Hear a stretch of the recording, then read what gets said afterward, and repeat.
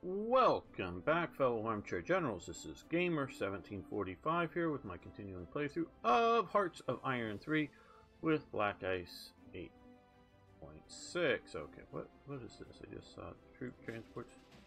They're no order. Why are they stopped here? This is strategically redeploying.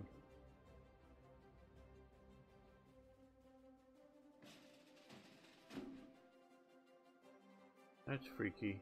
Probably should have been moved a long time ago. Wow, okay. I don't know how that happened. Let's transport it here because we have some other Buff and SS units there. Okay. Oh, note I wanted to say readjusted sound a while ago and then I'm readjusting it since with some feedback. It got a little low. For a while it was clipping, meaning cutting off the sort of beginning and ending of my sentences too much. So I've adjusted things again since then. So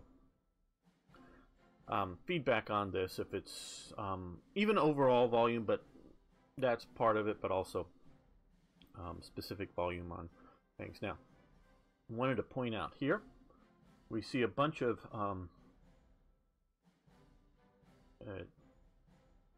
divisions here, U.S. armored.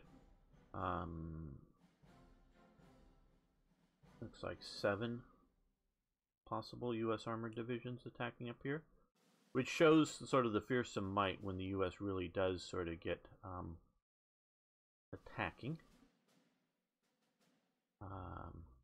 Also, I'm sending these guys out. These guys have been suffering from, I think they got damaged and then they've been suffering even more from air attacks because some of these losses in here, I think, are more air attacks than anything else. Could be wrong about that, but so when the U.S., and I've just sent these guys up to go intercept, really starts flexing its muscle, things really change. I'm serious about that. It's 7 armored division, so I've sent a relief force that's going right to here. That's going to hopefully, don't know if they'll make it in time to hold the, because you can Cook's Harbor here. If you hold this, you can either attack or defend basically almost endlessly. Good way to grind up, but sort of where are you going from here? Units. So got that. So I'm thinking there may be more U.S. stuff here that's going to start marching back this way.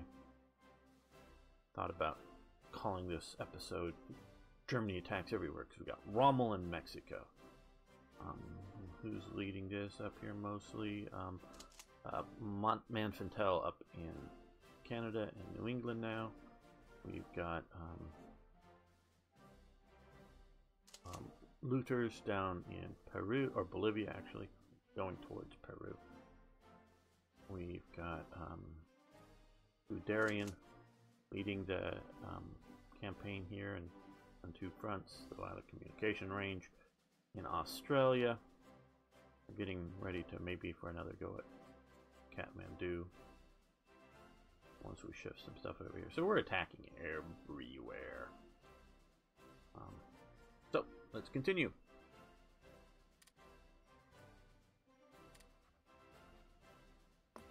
Oh, okay, we got a license. Only 1 Veracruz. It's Colombia in Mexico.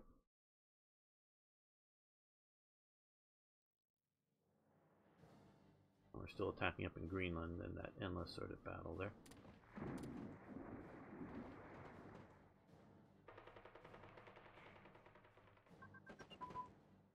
Okay, I wanted to say a quick little something. I didn't try it this time, but often I do a bunch of reorganization kind of work and things like that in between episodes, stuff that I really think you would find even more boring than normal stuff. And then I'd normally like to save just before starting the episode because I don't know if I do something foolish or whatever, I can go back to the save and maybe I spent an hour worth. Sometimes it may be just the hitting the wrong button, or I don't know, an hour or more of behind the scenes work that I don't want to redo. But I've been noticing recently that when I did that, it would cause a crash, the desktop on saving it. And this, I'm trying to educate you for your playing useful. Not that you may be necessarily running into all of this because you don't have the play for an hour without moving the clock a single minute or a day or whatever, and play by doing stuff here and then saving it. That's not normally, and I wouldn't be doing that either if I wasn't making episodes.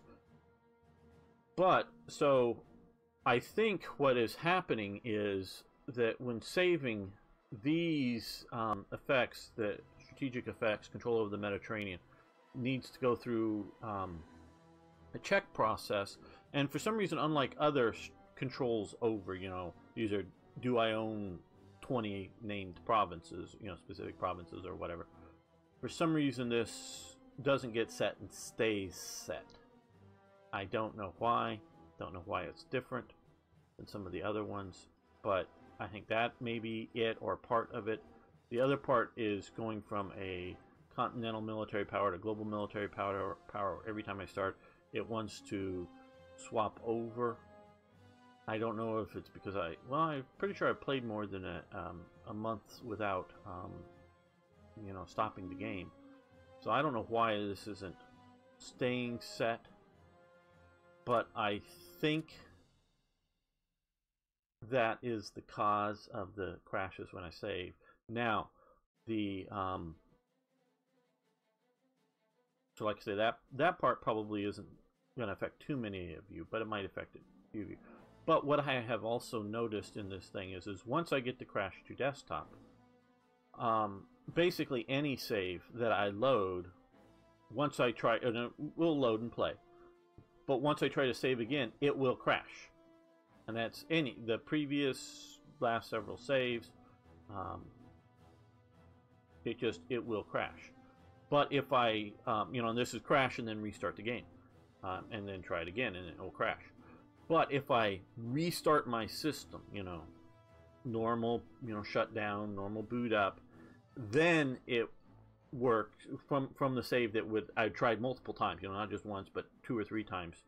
Load that save, play a few minutes, just to test it, and then even waiting for this time to pass, and then boom, crashes. But restart the computer, for me at least, it seems to play just fine. So just giving you that. So if you start getting in a crash loop, maybe we could call it, do something, whatever the reason is, and crash on save to desktop, or maybe something else, crash then to desktop on saving, restart your system. Just a word of advice. Don't know, we're hopeful that new and improved ANSI text format, some of the files are required to be in it instead of the UTI bomb or whatever, which allows all the funny characters. Now some files, and so some of the files that people have done in the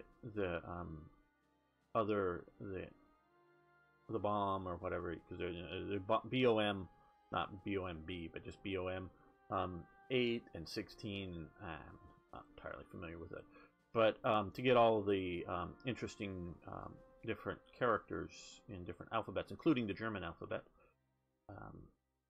in some of those files, they're not available. And of course, we have great immersion mods like GGA, but even I think maybe why am I blanking on this again? I don't think this is a senior moment. I've done this all my life. It just the D-Worms mods. That's what I'm looking for. I know it. I'm just trying to remember what it's supposed to be. may have also done for some of the different orders of battle and other things in some of these other nationalities, use characters that are not in a file system that are not supported in ASI or ANSI. Yeah, we have to stop this and let them get out and then go in and kill them. But partisans holding out in the swamp seems reasonable. So we're really hopeful that if and because I know TRE doesn't do this. Yeah, I'm pretty sure TRE doesn't do this because the text editor that I use, I'm not able to save it in any of the BOM formats. It doesn't have that plug-in or whatever. So I do not believe TRE is responsible for any of those potential crash to desktop problems. Not that it might not be currently or in the past responsible for others, such as those. So, and we're hopeful that will help because it's like saving in different file formats or some such thing on saving. So, and so the tries to do the thing but doesn't do it or whatever. So, you know, works sometimes, doesn't. So we're hopeful with that will massively change the crash saves, but we don't know. At least I don't know yet, and we won't know, in my opinion, until we have a basic black ice that doesn't, because I know, oh my god, used to not have the problem, then at some point he actually started getting the problem because one of those, oh, it must be a submod, it must be something else, or it must be your particular system. Partially, and I understand people's reactions to that because I've had that in the past, because it doesn't happen to me, so I don't know how to fix it. You know, if I can't replicate the problem, I can't fix the problem. I don't know what's going on. So I understand the attitude entirely. But he only plays with just black ice. He doesn't play with submods. So it has been with black ice. Whether it's made worse by adding more submods to it, I don't know. But of course, if a submod uses the file format and the file format is partially the problem of it, then it's just adding to it, so it's more likely to happen. I know this is a long time talking about this, but this is an important thing that affects so many Black Ice players of Hearts of Iron 3. So if that is the sort of unknown, because we didn't know what was causing it before, and trust me, back even when Panzeru was heading it up, he spent many hours tinkering with stuff, and they cleaned up a lot of files, not trying to clean that up, but cleaned up other things in files, trying to see if that was the problem, all kinds of stuff. And so we really want to know and solve that, and so we may be getting close to it. But oh, and like I was saying, we won't know until a mass of people play the game, because if whether it's oh my god or one of the other guys goes, oh yeah, well, I'm not getting that anymore, you know, and he was before sometimes. Yeah, you're not getting it anymore, but that doesn't mean that nobody else is going to get it. And so that's all part of the thing. And that comes down to, you got to have multiple people testing stuff. And is why I had been very reluctant to mod for quite some time, because I was not just that I wasn't playing it, because obviously whether I was playing the British series for quite some time, or even playing this series, I'm not playing my mod. I'm you know, the new and updated versions. I'm just playing previous yeah, we'll do proof camouflage design. You know, this version, because like I say, this is already old now, and so if I mod for the new and don't play it, and I mean, that's all part of this thing. You gotta, when I build my mods really seriously, I spend a lot of time playing, as well as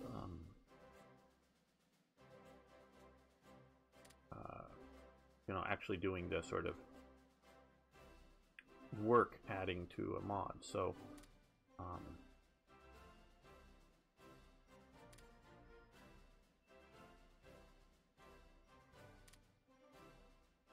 Okay, only got 0.76 more, so let's do cruiser warfare.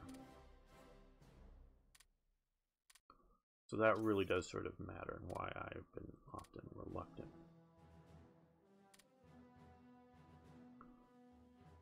We're building even more transports.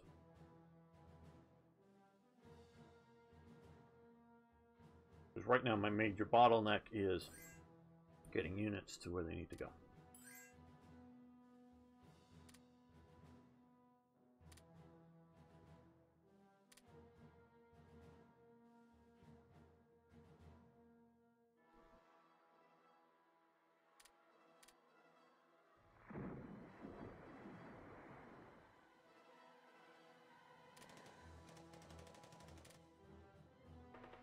Good, you're pushing in deep.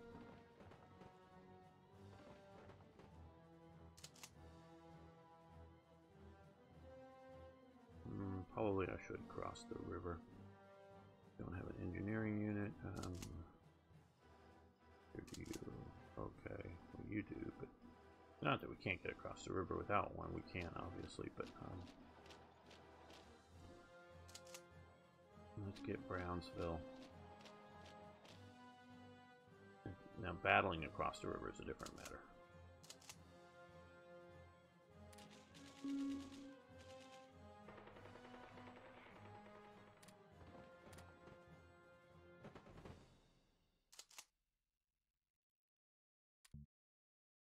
Oh, still defending. Wait a few hours. Go down to Portland at least. That would mostly, not entirely, but mostly guarantee the ability to supply whatever units.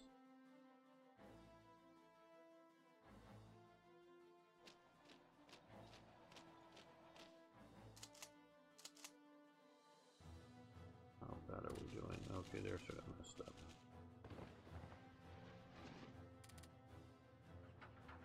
Air interception, go for it. Take out. On front, take out the Americans. Aviation training, we're going to let continue.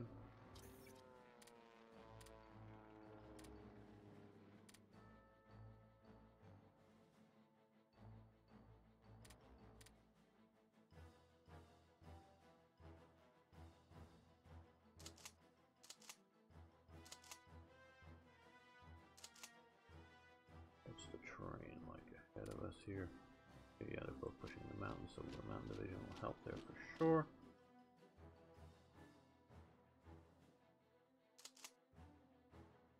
They're pushing back. Kicking butt pushing north there.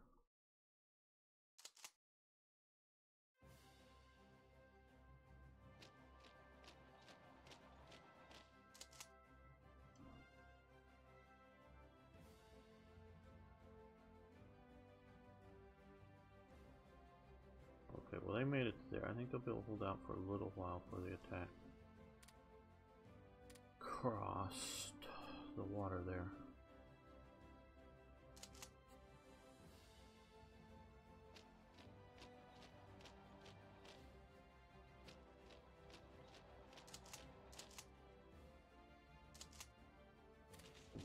They're just exhausting themselves on me.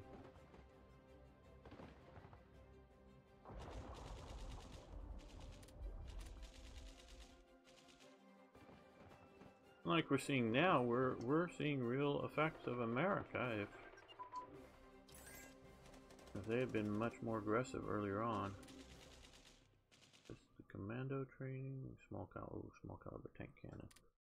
Okay, that will allow us to research better light tanks.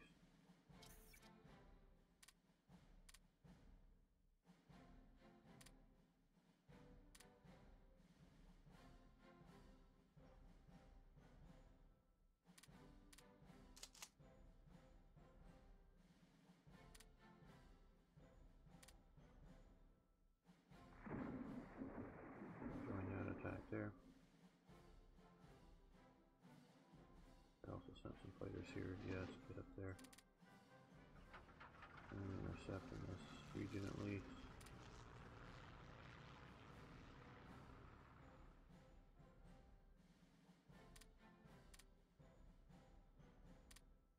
Okay, well, we won here.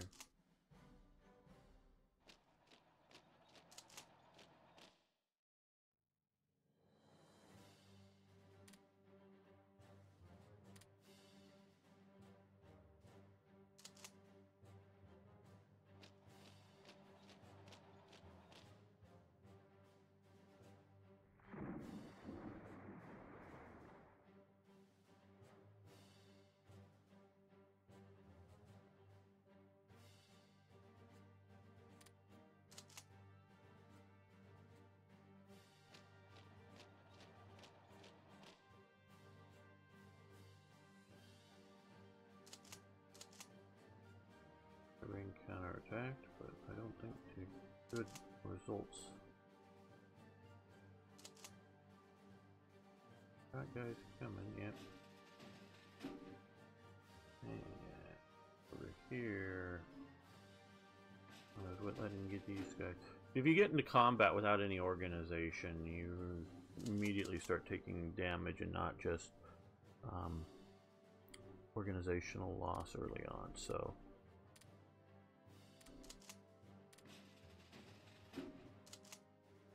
I like to have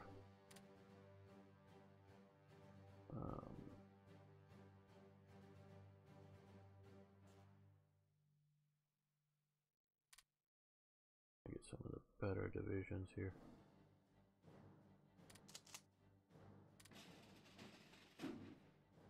But we do have a little something on the idea of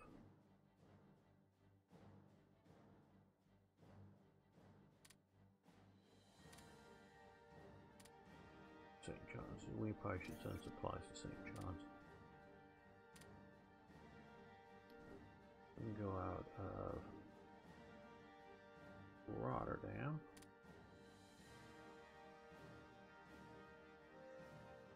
St. John, there we are. Make sure we got enough supplies flowing.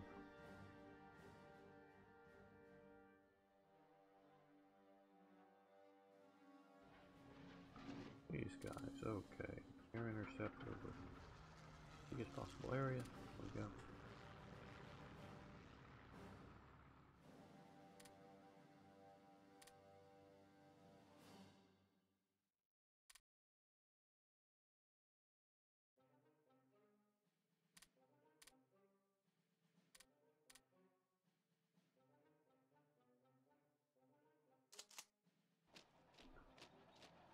Take that airbase, that'll be useful, limiting the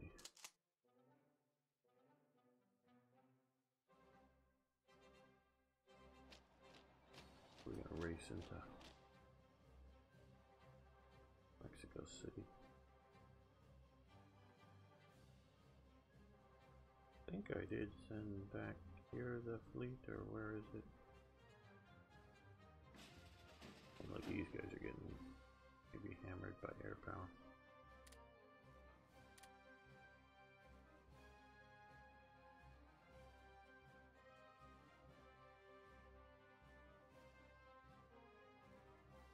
Okay, there we go. Well, I'm part of some of my fleets. I'm sort of losing some of my fleet. Okay. Rebase down here to get ready to pick up a few of those guys.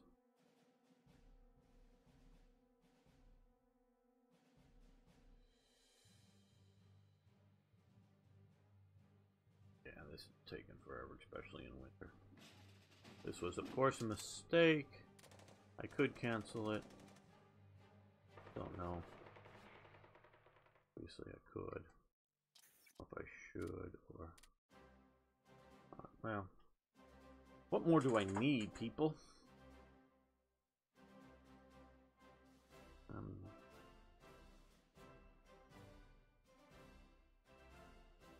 Maxed out my supplies.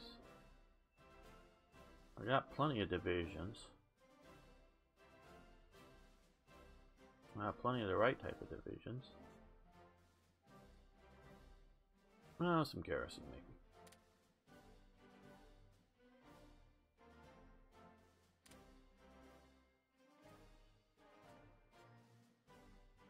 Rocket artillery is fairly cheap, and I like anti-aircraft because it both helps taking out tanks as well as aircraft, and we'll give them a divisional headquarters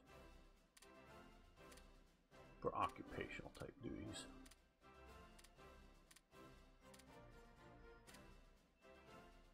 Of course, mostly it's getting this units to where they need to be.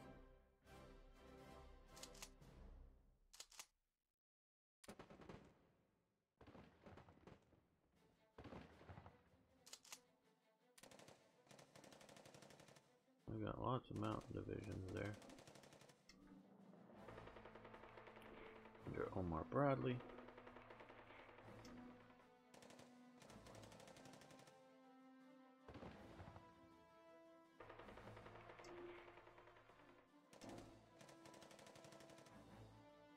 Okay, we got this guy. He's slow. What I thought of doing, well, that could be useful if we put him across the water.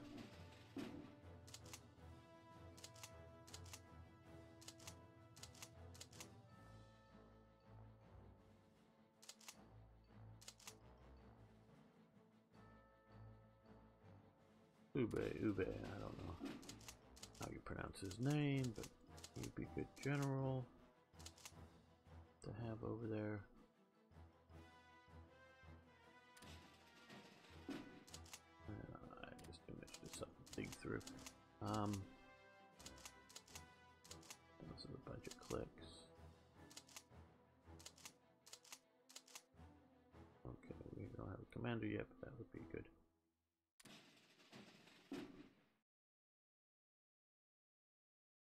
So, over to here, rebase, yes. All the way across the ocean. Hopefully they'll make it and survive. They got a little bit of escort. Okay, well, we've got some units I want to get across there. Some of the Fallschirmjäger divisions. Found the divisions there.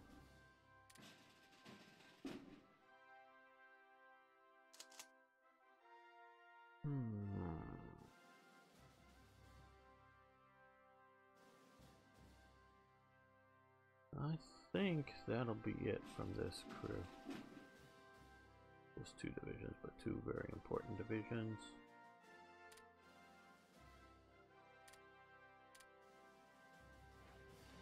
Okay, you need to go back and get healed up.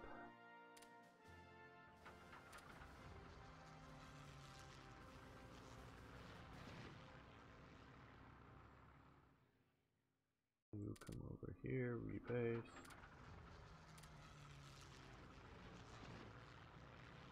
You also need to come back and get healed up.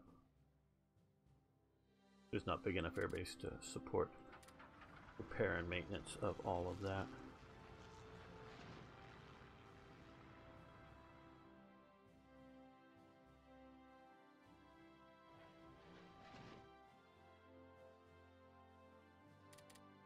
So we'll keep rotating through units.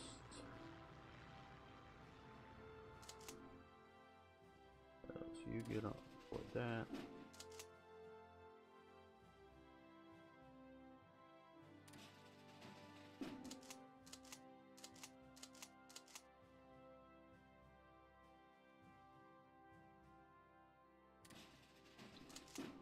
We're going to send the Waffen SS up to Scotland here. Yeah, that's also a very good division there, particularly good division. Not that they wouldn't be useful. Okay, yeah, that's all right division. Again.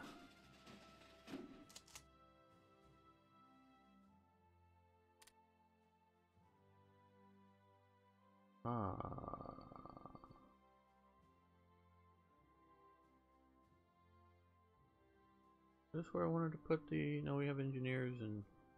Okay, well... I build some units. I know right where I want to put them, but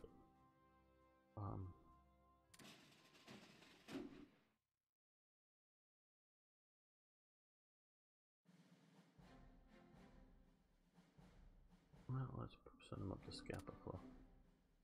Transport them up there. The Waffen-SS will head to America once we get done with that. So that's where we were going to put these. That's where we were going to do this. We knew there was a reason.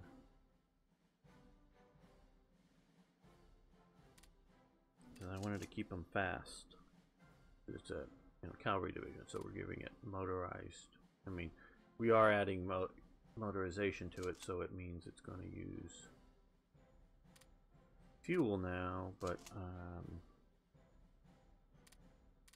we can afford that, both on the sense of we've got plenty of fuel and we're not sending it to some place that we're going to have trouble, I think, getting fuel to it. Well, yeah, let's send you down here so we remember where you're supposed to be at. Could have been sending you up with, but I don't want to delay. Yeah, it's a better division. So we have the headquarters, the main cavalry brigade, a motorized panzer killer unit, hunting unit, a cavalry reconnaissance group, because a cavalry unit fits there instead of trying to do motorcycle, and a motorized engineering unit. So that keeps it fast, keeps it fairly economically cheap.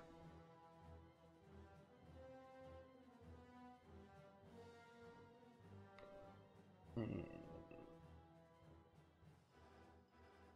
I guess the slowest thing is just the cavalry.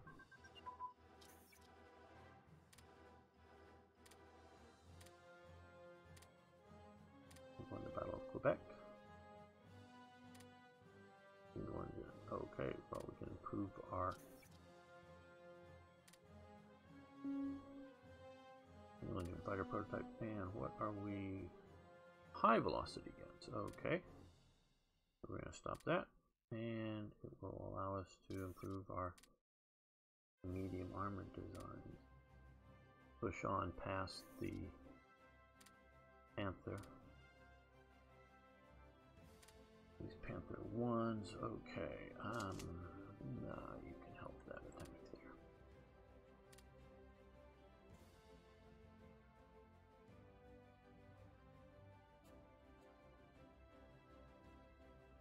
Guys are coming here pretty soon. Help, oh good, the Spanish really.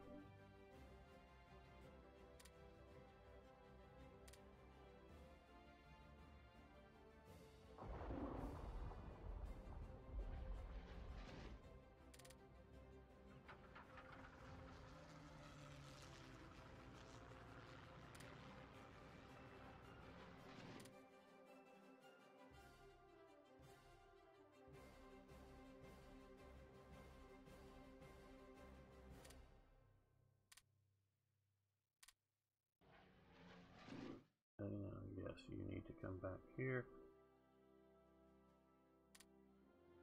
Rest up. Reinforce. Go.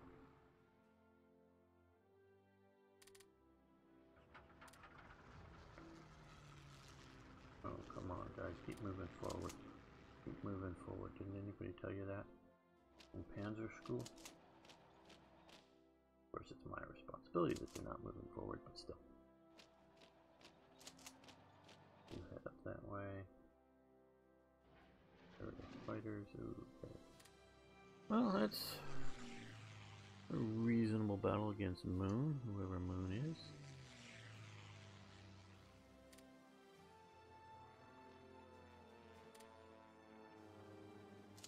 At least I'm thinking I'm seeing a lot more air attack effects on my units, because I normally sort of ignore that to some degree because they normally don't seem to be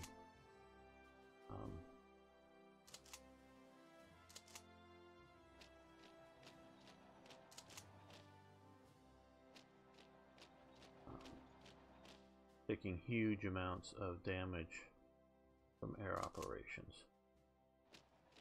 Hey, come on, man. I can tell you can start attacking Portland. There we go.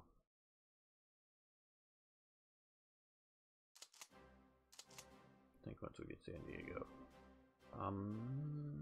They got a decent-ish army here, so what we'll do is... I don't need that. Dominican Republic, we're going to add war goals, which we didn't have. We're going to do puppet. So that way when they defeat, we will have them, we'll have something of a army here.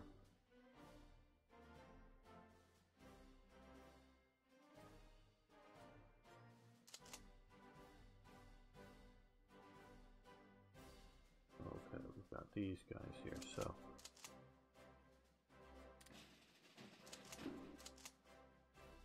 these guys will still be useful. Africa Ascari going to Mexico, because in southern Mexico there's lots of jungle type terrain.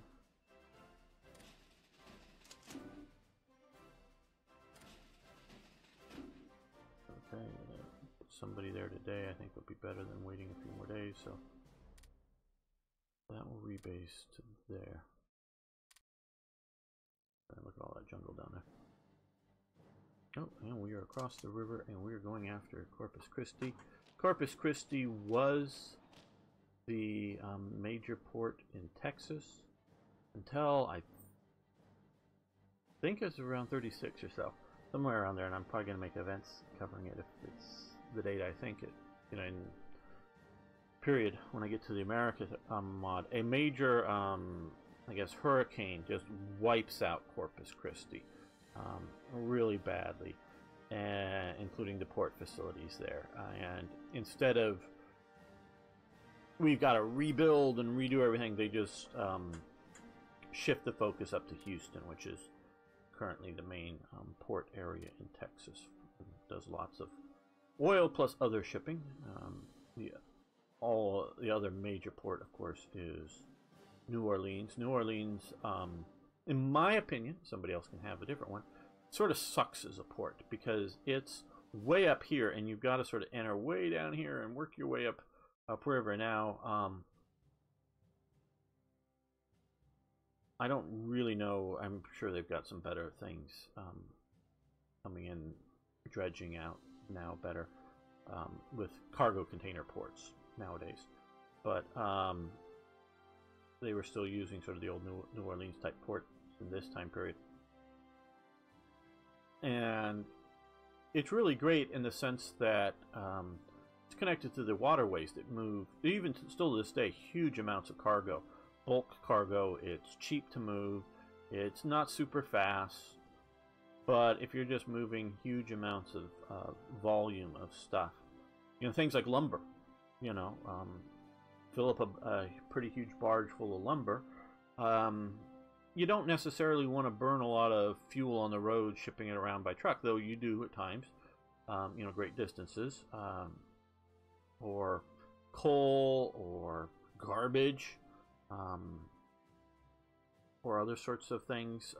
You know, say garbage, yes, sometimes they do that, but they'll also say fill up a barge full of scrap, you know, that is, you know, could be cars that have been, you know, munched and separate out the plastic from the glass from the metal, and you know they're shipping, you know, the sort of big great bulk cargoes around like that to destinations. The greater Mississippi River system, and it is integrated in at this time as well as today integrated into the rail system, but is a great transport capability. And one thing that was really important, and by this time in the 30s and 40s, it isn't so much anymore, but when the railroads were taking over everything, and with the railroad monopoly getting up there, that, you know, if you watch the channel enough, you know I'm against monopolies. Not the game. Game's fun, but, you know, having true monopolies, you need to have capitalism. You have to have free market competition. You cannot allow monopolies either to have again, I've talked about this and people slam capitalism. I saw some meme that somebody I put up originally, I think, on Twitter, but I think I saw this on Tumblr or something. Try to explain to an alien how a few people with all the money or something, they said, forces other people to work for them to get be able to support themselves or whatever. I forget. It was more cleverly stated than that. And somebody replied back, try to explain socialism, how people how you can take money or resources earned from people who people who've earned it and give it to people who haven't, and as socialism. Those are sort of the stark contrasts that people wanted to make. Well, when you're saying the few people who have the money, that's again these, and this was I presume a 2017 meme or something. They're talking like they're in the 19th century. Yeah, Bill Gates, to start his empire, he had to go steal money or steal a computer from somebody because somebody had all the computers, and he had to go get that, because that's the only way, you steal things from, because the mantra, steal it from the Native Americans, the Indians, or steal people's labor and force oligarchies or whatever, because the computer world was controlled by somebody else. No, Bill Gates built Microsoft. Okay, there was nothing there, and then he created something. Okay, it wasn't like here's this plot of land once belonged to an Indian. Let's say just one Indian owned it, and then another white guy, and this is their thing, comes in and steals it. This is a finite resource that should be shared out equally. Well, that you can maybe talk about with land, okay, because land is a finite resources. But economies and capitalism and who you work for, Bill Gates and the crew, I know that it wasn't just him alone. There's I've seen some picture back in the 70s of him and 8 other people, and he's off sort of to the side. Microsoft in 1975 or whatever it was. The small, this is like everybody in the company. But they didn't take away from anybody to build Microsoft, okay? They didn't require other people to take something from other people to build it. And so this is capitalism. So long as you have that competitive thing, it isn't denying one person a resource to accumulate all the capital into one person's hand. Yes, now Bill Gates has a massive amount of capital. So, and to start the next whatever, you don't need to take capital away from Bill Gates to start the next whatever. Okay? Now, sort of to go along with this, there are only 2 graphics card makers left of chipsets, shall we say, because I know there's a bunch of different companies that take the chipset. There's the AMD, which does the Radeon cards, trying to short it, and then there's the NVIDIA chipset cards. And right now, that's all there ever can be. There can only be these 2. Why? Because of patents on the chipsets. I think it was Intel or somebody was trying to, for a while, to get into the graphics, the GPU market, but they ran into the idea that they couldn't reinvent the wheel enough differently. This is a massive major company, without running into the other patents. Now, patents are an important thing, so that people who do come up with an intellectual capability doesn't immediately get stolen. They don't, because obviously you can have the proverbial Bill Gates in your garage and come up with something. But let's just say you pour in a few $1 million into something, and then, oh, this is great, and then 25 other companies grab it and run with it with much more marketing, no more research, and kill your ability to make money out of the thing that you built it. So patents are necessary, but they are also a limitation. So now at some point, and I don't know, and it varies from country to country and things to things, and at some point they need to sunset, to go away. You know, at some point the guy who had the patent on the wheel has to go away so that anybody can make wheels, you know, things that are round that go, not just a specific tire type with radial belts or something on it. I'm talking just the most simple thing of a wheel. At some point the patent needs to run out. And yes, I went super far back, so that indisputable. But so at some point enough graphics card patents will expire, and then somebody can come in, grab enough of the basic technology that is now freed up, because let's say they've had, oh, I don't know, 30 years on the patent or something like that, you know, of a fundamental element of the graphics card, you know, making money off of it. Okay, now that 30 years, and I don't know whether I would say 30 years is the time, or should it be 40 years, or should it be down at 20 years? I don't know, but 30 years is a good compromise for discussion at the moment. You've had 30 years of making money off of it, and now somebody else can grab that element of the patent and then use it in their card or chipset or whatever, and then add to it and change it and tweak it and integrate it and do more things and build on top of it with their own intellectual property.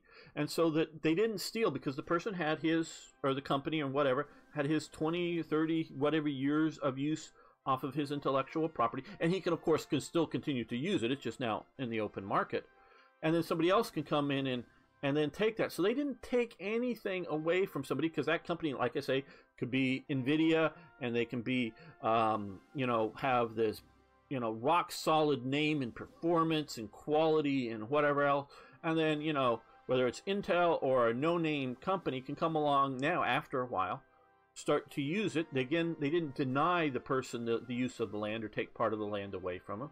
They didn't deny the ability for them to make money off of it. They just are no longer exclusive. And that, now this could be another thing with patents is well, I'll get to it in a second, but so it's no longer exclusive. So now that they can build something entirely new, and so this is what real capitalism is. Now, like I said, there's only 2 graphics cards. And if you're going to be selling graphics cards and such in America, there has to be at least 2 major manufacturers. Because at some point that would then be, if one company bought out another company, that would be antitrust laws in America. Even if they did it overseas, even if it happens entirely, if both companies are completely owned in China, the U.S. government would look, and the thing would, oh, you now have a monopoly on graphics cards. We're going to go, no, you can't have a monopoly on U.S. patents for graphics cards. So I could be persuaded the idea of a requirement of something like some of the basic elements of it to go, okay, you own the patent, but you must be for a, and you can have court cases on it, but for a fair market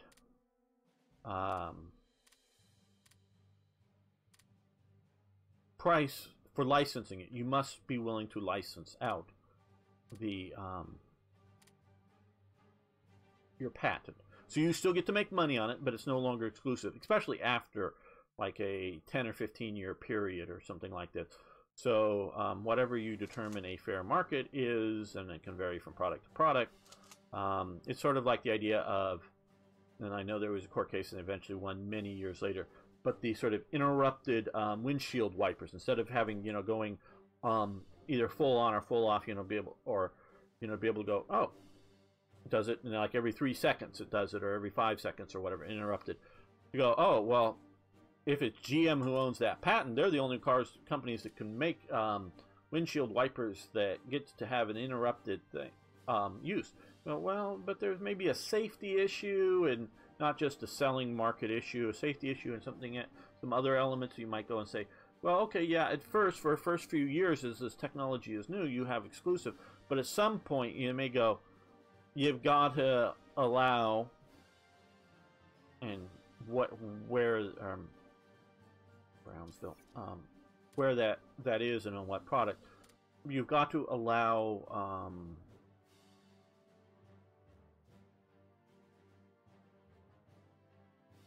other manufacturers to license that bit of technology so that they can add it to their cars. Sort of like, I don't know, anti-lock brakes on cars or something like that. So I could see that. And so, again, to have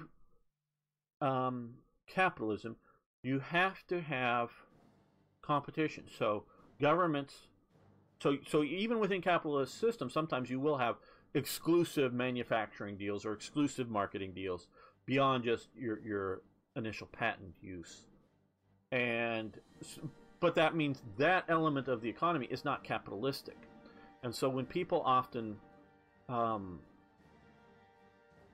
bash capitalism, they're bashing either mercantilism or I don't know, maybe somebody, if you can inform me some other good names for some of these other sort of state-controlled markets. And I mean, like, by state-controlled markets, and I know, I don't know right now in a lot of Latin American countries, and since I studied, but it used to be like, the president's brother has the exclusive license to import trucks into Nicaragua. Anything that's a truck has to be imported through the president's brothers or brother-in-laws or whatever truck dealership. So whatever trucks are being used in Nicaragua, being imported to be resold, has to come through this. That isn't capitalism. That is state controlled of that market, so that you put on limitations. And that's what happened in a lot of these banana republics at different times. And again, I'm not talking about any one specific, but I do know that these kinds of things happen. And so these are not capitalistic systems, but they're criticized for being capitalist, and they're criticizing capitalism. I just realized something here. Maybe these are zero interest. Well, that has a city. They need a port over here, don't they? Because you can't trace supply through here. Just noticing that. But probably do with a level 1 port, especially if that's supposed to be a city there,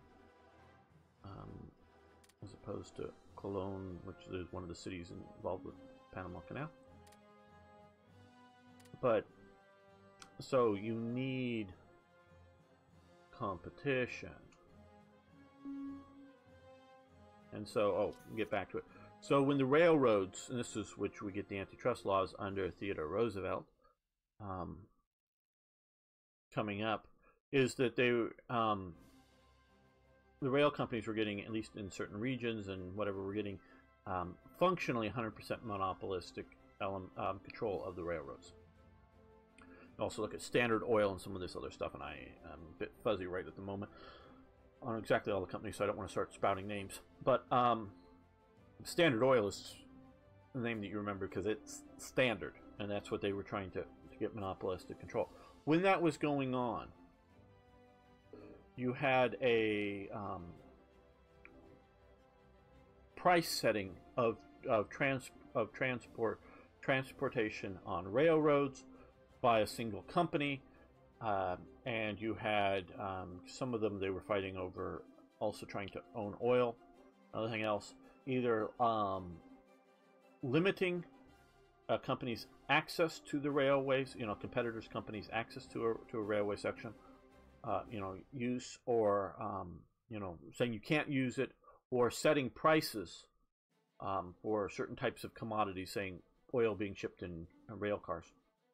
But other things that the railroads really got to be a really sort of bad monopolistic element within American society. And they were getting too big. Now, while all that was going on, what really sort of, to some degree, I think, and I don't have economic stats on this, so I could be entirely wrong, but I do know it is a free element to it. It was transportation on the rivers with the steamboats. So any company, anybody who had the ability, because barges you can go downriver to some degree without any sort of power, but to go upriver you need some sort of power by the time you're getting into the mid-19th century to do it effectively. Earlier, you can do the poling and Big Sky Country or whatever, the great movie where they go up one of these rivers.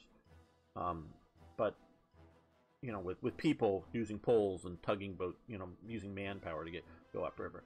But by the mid-19th century, to do any sort of economical thing, you need basically steam power, and then later to go upriver. So you have a barge, and then you can, you know, push it with some sort of steam-powered tugs.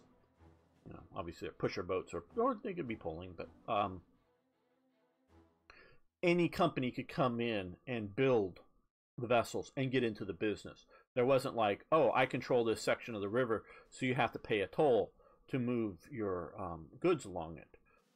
There wasn't any of that. That's sort of the way the railway was, is although someone may own a,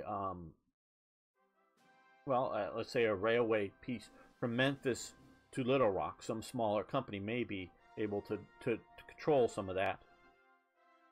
But if that train company wants to then move, ship some goods up here a little ways, they'll go, no, you have to pay a super high tax. So it was very limiting, and that kind of thing, because you own the rail, not just the rail cars that are moving on it, but the railroad. Now, of course, the river is maintained by the Civil Corps of Engineers or military or whatever. There's sort of government that dredge it out nowadays, the river, and shore up the banks, and, you know, various things like this to keep, you know, Memphis, a city that's on the river, from the river deciding to go through the center of town one day, you know, and, you know, because rivers sort of shift and change as time goes on, you know, sort of creating, you know, sort of stabilizing the flow of the river. So there is that, but no one owns the use rights of the river, and you can see a lot of these rivers are navigable. A lot of the rivers up into here, you would make things, put in some locks and make them navigable, and so these were free use. And that would do, obviously, north and south and some east and west to a large degree, that really sort of helped out America for a while there during the railway monopoly period, that could allow you to move bulk cargoes without having to pay railway prices. And so did enter a little bit, not everywhere, not enough, but did enter competition into the situation. So to have capitalism, you must have competition. It's like one of the things that I know net neutrality is a big thing right now, but I think net neutrality, and by turning the internet into a utility, is stagnating growth and economic development. So I think you can tell I'm sort of, okay, everyone can hate me and I'll probably lose 4 subscribers by this, but I'm sort of against net neutrality. I really am. Yeah, I'm a shill for and I must be a shill for the big mega companies, and you've lost me, and I know this is the thing that the world's coming to end, because we're going to go back to the dark days of 2015, of 2 years ago, and it's going to be terrible, and the internet's going to die, and that's what everybody believes. And if they're right, I will have been wrong. And if the internet dies, it'll be a terrible, terrible thing, because obviously I'm trying to make my living on the internet, on free use of the internet. But see, the other way, and the way I would do this, because again, you're creating monopoly, and if you look at the monopoly that we had in the telephone company in America, until that was broken up, it was terrible. I'm going to recite all the stuff that was wrong with it, but it was terrible. And so that eventually gets broken up, and that. So I would break up the monopoly of the internet. And part of it, and as some of you know, because I ranted and raved about, and PewDiePie has been ranting and raving about his lack of good connection living in London. But I had, of course, similar things, and literally building, or there was a dispute, so my complex where I live was not included in fiber optics, and I had to fight years, actually, once I finally figured out what was going on, and I really got going, to get internet connection, because it's a monopoly situation where I live, and for most people, for non-mobile internet connections, it's a monopoly, people. It's the cable company's now into it, and the cable company, at least in my region, has a monopoly, meaning there can't be 3 cable companies. There's only one cable company. They can't have 3 different people. Now, of course, you go, oh, you look at the 19th century, or you go look at India, and you'll see a sky full of wires. Okay, yeah, I don't want 50 different cable companies running 50 different sets of cables haphazardly all over my city. Even if they're following codes, you just still create, you know, good building codes, which, of course, they didn't have in the 19th century for running wires, and I don't think they follow or have good codes or whatever in India about, you know, running this stuff.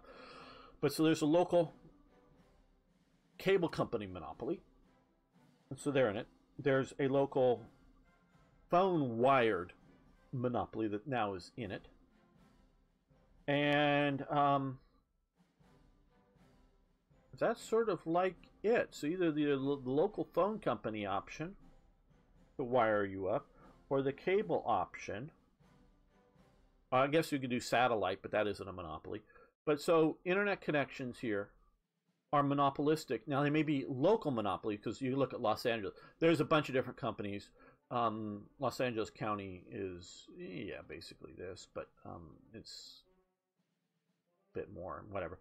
But in it, there's lots of cities, and it's all city contracts, and it's different, and it's patchworky.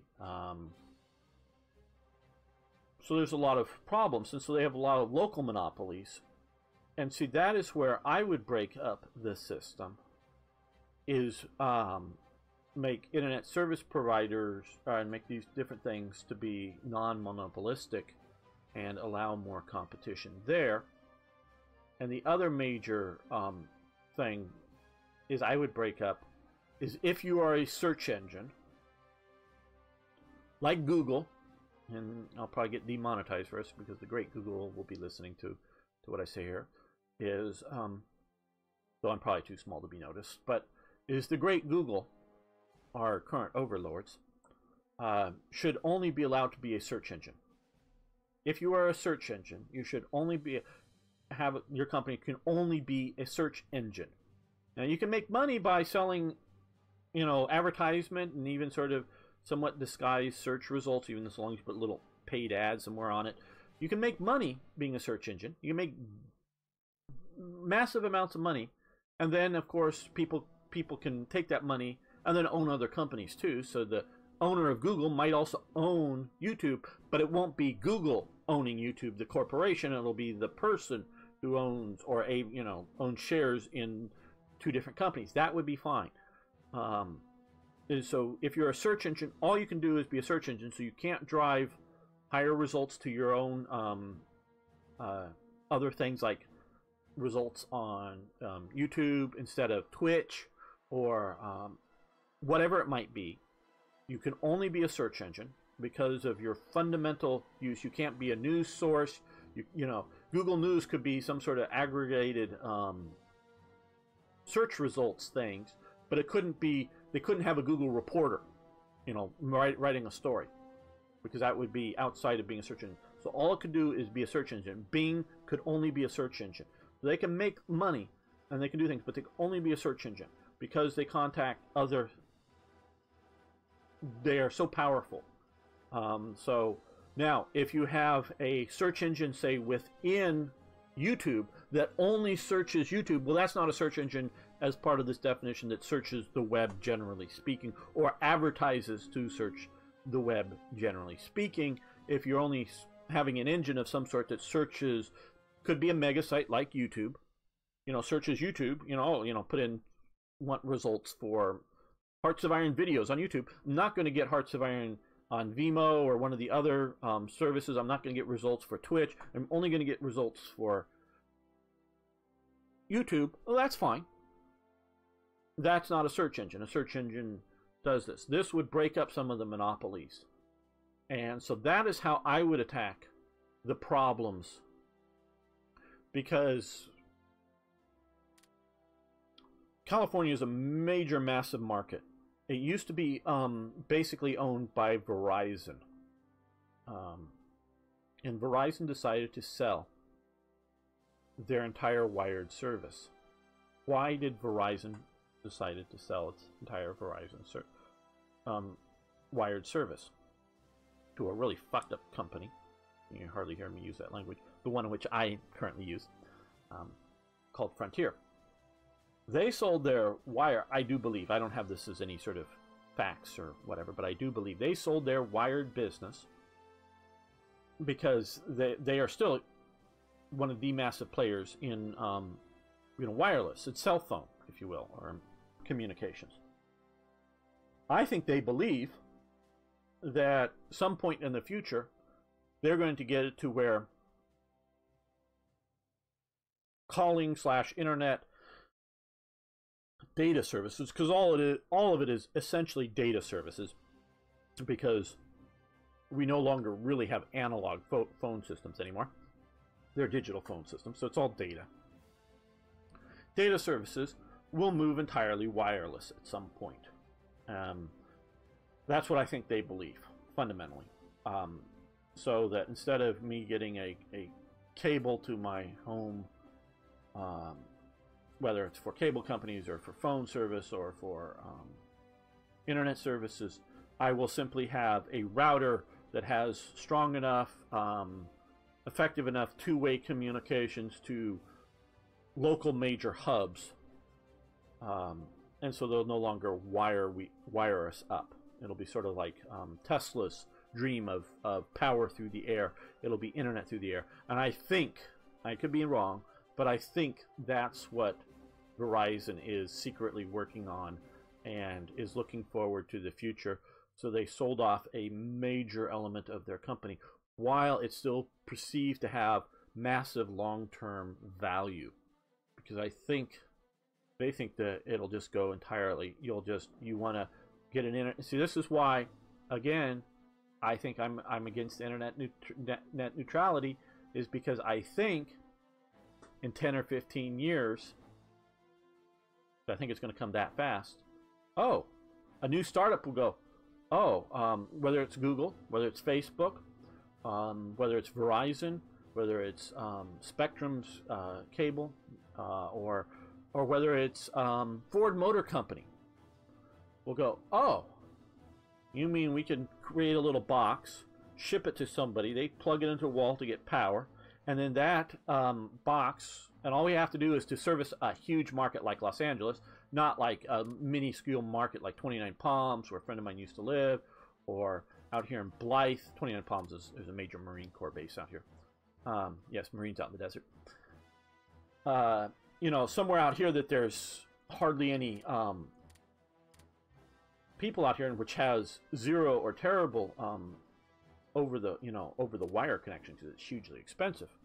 But we could put up a few major tower, complex buildings around LA and get, for this price, and then we get that much business, and it's hooked to the World Wide Web without, to various servers, because we can go straight from our tower to wherever Google's local server tower is, transfer data pipes. And I think a lot of these things will happen. You won't need to wire it up. It won't, of course, Amazon could set up their own service and charge X for it to get to Amazon's TV, and then charge you Y to get from Amazon to somebody else under this thing. But you could choose different service providers, and there will no longer be local monopolies. And Verizon is trying to be the big dog in the new wireless thing. But if you have net neutrality, you may stifle this innovation. That is why I am against net neutrality. Not because I'm for massive corporations, it's because I'm for innovation and competition. But if you have, whether it is a local monopoly in El Paso or a national monopoly across the United States, that needs to, instead of being regulated, because that's what they want, trust me, not maybe every company, but most of the major companies, once they get big enough, They want to be the telephone company. They want to be the highly regulated, massive corporation that is assured of longevity in its market. It can be highly regulated. It can only make, you know, certain, but it's going to be massively controlling and keep out competitors because you can't compete against them. That's what they want. And that is why I think there is so much money behind this anti-net neutrality, is because some of the people at the top want to keep control. Yes, we've talked long enough. Too much on this probably. You probably have lost a few subscribers because I'm not for net neutrality. Well, I'm for net freedom. And I'm against any companies who are getting monopolies. So that's how I solve the problem. Not manage the problem, solve the problem. And yes, I don't have the one answer that solves everything other than maintain a level of competition. So how to do that in some cases, that can vary. So thanks so much for watching. Thanks for liking the video. You can post a nasty comment below if you like. Please do so if you're going before you leave, so I know that you left not because my Hearts of Iron videos suck, but you left because you hate my position on something. I would like to know that, why I lose people. Really would. Not that I'm necessarily going to change, but I'm just curious. I know I won't necessarily get you back, and I'm not going to, oh, I'll change to please you. No. You go, oh, hey, you like capitalism. Oh, I can't stand it. Well, okay. I'll say sorry and goodbye and have a nice life if you can't stomach that. But I'd really like to know if you're gonna leave, why you leave. So on that thing, please post questions, comments, suggestions, ideas. See you next time for more Hearts of Iron and probably another talk on some other subject. See you then.